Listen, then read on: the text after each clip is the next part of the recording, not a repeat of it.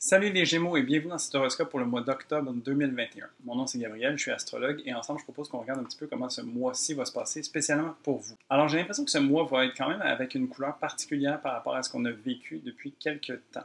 Donc il y a vraiment comme beaucoup de mouvements qui vont se passer. Notamment on va entrer dans le mois avec un Mercure rétrograde et puis aussi au courant du mois il y a plusieurs planètes qui vont passer en mode direct. Donc ça veut dire qu'ils vont arrêter de reculer dans le ciel de notre point de vue et vont se remettre à avancer. Ça veut dire quand même qu'il y a comme beaucoup de choses qui vont se sentir comme si ça débloquait. Il y a un gros travail intérieur qui se fait depuis quelques temps, puis là, c'est comme si à ces dates-là, successivement, il y a un peu une bouffée d'air frais qui va s'en venir. Sinon, il y a une grosse tension tout le mois entre le signe de la Balance et le signe du Capricorne. Alors ici, ça va être intéressant de voir un petit peu comment ça va se jouer, parce qu'on va le voir sous différents angles plusieurs fois. Pour vous, ça va se jouer entre la maison 5 et la maison 8, alors vraiment entre la créativité et la transformation. Donc, on va voir un petit peu ça aussi en détail. Alors, pour commencer, du 28 septembre au 3 octobre, Mercure rétrograde en Balance va être carré à Pluton en Capricorne. Alors, Mercure, c'est une planète de communication, d'échange, d'intellect, de mental. Vraiment, c'est ce genre de choses-là que ça va toucher. Et puis, en Balance, c'est tourné vers les autres, c'est tourné vers l'échange avec les autres, puis la communication, trouver un certain équilibre à travers tout ça. La rétrogradation de Mercure fait en sorte qu'il y a quand même un bon travail intérieur qui se fait. Où est-ce qu'on est en train de revisiter, de revoir, de repenser à beaucoup de choses qui se sont passées depuis les dernières semaines. Puis là, on est en train de voir un petit peu où est-ce qu'on se situe. T'sais, on est en train d'essayer de comprendre puis d'analyser un petit peu où est-ce qu'on en est à travers tout ça. Puis de voir un peu qu'est-ce qu'on a besoin, qu'est-ce qu'on veut changer, qu'est-ce qu'on veut garder. T'sais. Donc, il y a vraiment cette introspection qui s'opère. Le carré à Pluton va un peu dans ce sens-là, parce que Pluton, c'est une planète qui a tendance à mettre la focale sur les choses. Alors ici, avec Mercure rétrograde, on est en train de mentaliser puis de voir où ça se trouve. Et puis Pluton vient mettre le doigt exactement où est-ce que ça se trouve. T'sais.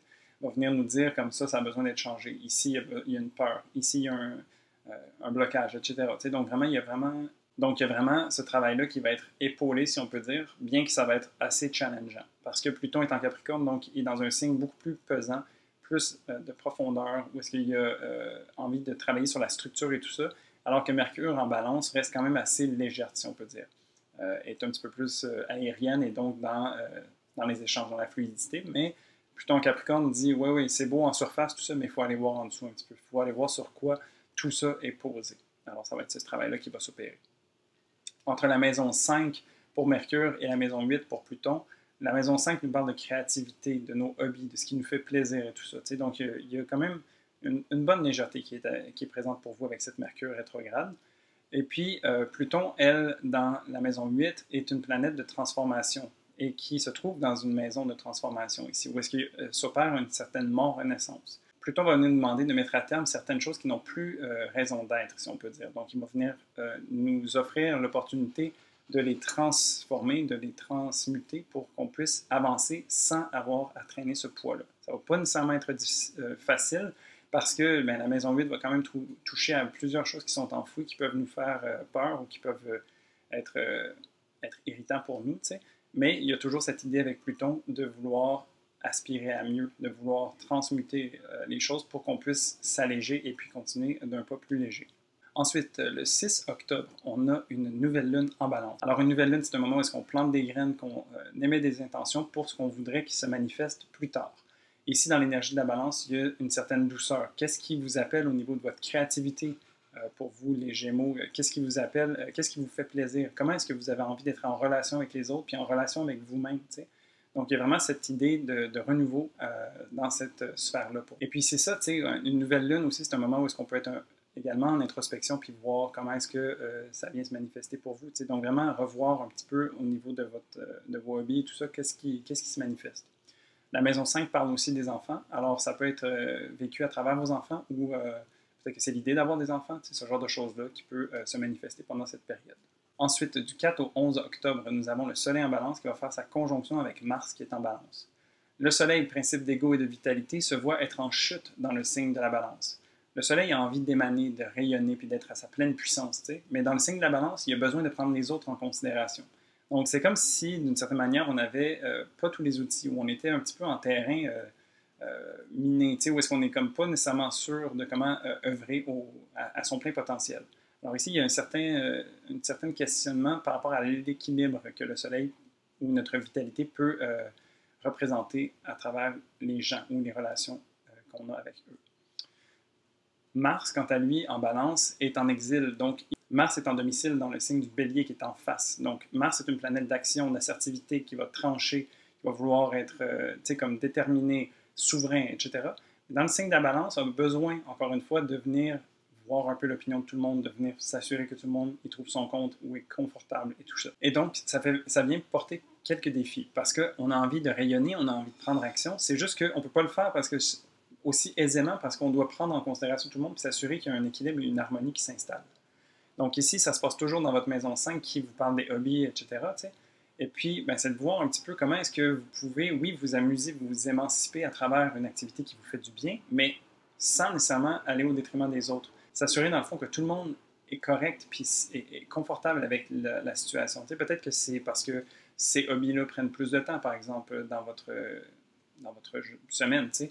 Ou peut-être que c'est parce que ça prend trop de place dans l'espace. Et donc, il y a un peu cet équilibre à trouver un peu par rapport à ce qui vous fait plaisir. Donc, cet équilibre à trouver. Ensuite, du 16 au 18 octobre, on a le Soleil en balance, donc qui va venir faire son carré à Pluton en Capricorne. Alors ici, le Soleil, comme je vous dis, il marche un petit peu sur des œufs, il n'est pas trop sûr. T'sais. J'aime bien aussi cette image parce qu'il y a le regard des autres puis une importance par rapport aux autres. T'sais. C'est comme si le Soleil venait qu'à briller, puis il y a beaucoup de miroirs qui se trouvent autour de lui. T'sais. Donc ses reflets vont un petit peu partout. Puis il fait en sorte que ça peut brûler aussi parce que le soleil est concentré à travers les miroirs et tout ça, donc ça peut être un peu dangereux. Fait que c'est peut-être une image qui peut être intéressante à garder en tête. Et donc le carré à Pluton, ce qu'il vient faire, encore une fois, Pluton, c'est mettre le doigt où est-ce que ça fait mal, où est-ce qu'il y a besoin d'avoir une transformation qui s'opère pour pouvoir s'alléger d'une certaine manière. Le soleil en balance a besoin de prendre en considération beaucoup de choses, alors qu'habituellement, il ne fait que briller. T'sais. Donc ici, c'est pour ça qu'il est en chute, et puis il veut pas nécessairement. Oui, il veut briller pour tout le monde, mais il ne veut pas éblouir ou aveugler personne. T'sais. Donc, il y a un peu ce travail-là qui est fait. Et puis, Pluton va venir travailler un petit peu plus en profondeur avec les énergies du Capricorne qui sont plus terre à terre. Et puis, il va venir voir sur quoi est-ce que ce soleil est posé pour pouvoir œuvrer à son plein potentiel. T'sais, il y a des choses qui vont peut-être être un petit peu désagréables ou qui vont peut-être même potentiellement faire mal, mais c'est des choses qui ont besoin d'être transformées pour nous permettre de trouver un équilibre et puis de trouver sa place par rapport aux autres en tant que soleil. Pour vous, ça se joue toujours entre la maison 5 et la maison 8. Alors, Pluton va venir offrir des opportunités de transformation, de mort-renaissance un peu de l'ego, étant donné que ça vient toucher au soleil, de voir un peu comment est-ce que vous pouvez transformer peut-être ces choses qui vous font plaisir pour que vous puissiez en profiter davantage, puis que ça vienne justement se placer dans vos relations, puis ça vienne être aligné par rapport à vos valeurs d'une certaine manière. Ensuite, le 20 octobre, on a une pleine lune en bélier. Alors, une pleine lune, c'est un moment où est-ce que l'énergie culmine, où est-ce qu'on utilise cette énergie-là pour la relâcher dans l'univers et faire de la place. C'est comme ça qu'on fait c'est en faisant de la place qu'on peut laisser venir à soi quelque chose. C'est ça qu'on appelle la manifestation. Et donc, dans l'énergie du bélier, il y a ce désir de vouloir lancer des projets. Et donc, dans l'énergie du bélier, il y a cette idée de vouloir être actif dans des projets, suivre son cœur, pouvoir être fougueux, puis avoir du plaisir à travers l'expérience. Donc, ici, ça serait intéressant de voir qu'est-ce que vous avez envie de manifester qui vous fait envie, qui vous ferait suivre votre joie d'une certaine manière. Alors, ça serait super intéressant de faire ça. Pour vous, ça se passe en maison 11. Alors, c'est une maison, la maison 11, qui parle de vos rêves, de vos aspirations, de qu'est-ce que vous avez envie de voir pour la collectivité, puis l'humanité, tout ça. Donc, il y a vraiment comme... C'est un vent d'espoir, si je peux dire. C'est vraiment comme qu'est-ce que vous avez envie de générer pour la société, pour vous, dans la société et tout ça. Comme quelle place, qu'est-ce que vous avez envie de voir naître et jaillir à travers toute cette énergie fougueuse du bélier. T'sais. Donc, vraiment, une belle opportunité pour vous dans la maison 11. Pour finir, du 25 au 27 octobre, Vénus en Sagittaire va venir faire un carré à Neptune en Poisson. Alors, Vénus en Sagittaire vient nous parler de nos valeurs, de la manière qu'on est en relation avec les autres. T'sais. Et puis, dans le signe du Sagittaire, c'est cette idée de quête, cette idée de s'amuser, d'avoir une certaine aventure, de suivre son cœur. Donc, ici aussi, Vénus en Sagittaire a envie d'élargir ses horizons. T'sais. Donc, il y a vraiment ce désir fougueux de sortir, de jaillir, encore une fois. C'est un signe de feu, le Sagittaire. Le carré à Neptune, Neptune, c'est une planète qui est très spirituelle, qui est très connectée avec plus grand que soi, qui a envie de se laisser inspirer, se laisser comme voguer à travers les flots de la vie. T'sais. Puis l'énergie du poisson, c'est la même chose, c'est comme une énergie très créative, qui a envie de connecter à plus grand que soi, qui a envie de se laisser aller, de dissoudre ce qui n'est plus nécessaire, vraiment de faire un. C'est ça cette idée. Donc, le carré, c'est une tension. Sauf qu'ici, on peut voir que le Sagittaire et le Poisson sont reliés par un fil parce que les deux sont maîtrisés par Jupiter, qui est une planète qui a envie d'expansion, qui a envie de grandir, de s'émanciper, de pouvoir apprendre des nouvelles choses. Puis, il y a toujours cet esprit de voyage aussi qui vient avec Jupiter. C'est juste que les deux énergies du Sagittaire et du Poisson ne se manifestent pas de la même manière. Alors, le Sagittaire a envie de sortir à l'extérieur, suivre une quête et tout ça, et tandis que le Poisson a envie de plonger à l'intérieur puis de connecter à son propre cosmos. Alors ici, pour vivre le carré de façon plus adéquate, je dirais que ça serait intéressant de se laisser voguer entre les deux. De oui, avoir des aventures à l'extérieur et puis de se permettre d'avoir une introspection puis une déconnexion intérieure où est-ce qu'on peut vraiment aller toucher à notre essence divine à l'intérieur de nous. T'sais. Donc, c'est vraiment de trouver un peu cet équilibre-là, puis de s'assurer de toujours être en cohérence avec nos valeurs, puis de suivre, oui, son cœur, mais aussi suivre son intuition. Donc, il y a vraiment cette espèce de danse qui s'installe à la fin du mois. Pour vous, ça se passe entre la maison 7 et la maison 10. Donc, la maison 7 qui parle de vos relations et la maison 10 qui parle de votre vie publique et de votre carrière. Alors, c'est vraiment ici, Vénus en Sagittaire a envie de suivre ces élans et de voir en fait comment, à travers la relation avec une autre personne, comment ça peut se manifester.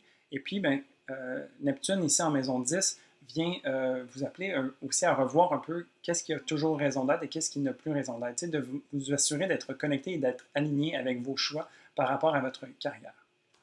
Et donc voilà, ça fait le tour du mois d'octobre pour vous. Comme je disais, somme toute, un mois qui change un petit peu de couleur puis qui va être intéressant à naviguer. Il y a beaucoup de transformations qui nous sont proposées. Et puis sinon, je vous laisserai sur juste de porter attention à Vénus pour les prochaines semaines, mois à venir, parce que, comme on a pu voir, il y a beaucoup d'activations avec le signe de la balance qui est maîtrisé par Vénus. Alors Vénus, qui parle de nos valeurs et tout ça, va être un petit peu titillé tout au long du mois, et puis ça va continuer d'une certaine manière jusqu'à la fin de l'année 2021. Alors vraiment, ça serait intéressant de porter une attention particulière à cette planète et de la nourrir, donc de la suivre à travers ces différents signes, et puis de voir aussi comment ça se manifeste chez nous pour le vivre le plus agréablement possible. Et donc voilà, sur ce, je te souhaite un très beau mois d'octobre et je te dis à la prochaine pour le prochain horoscope. Salut!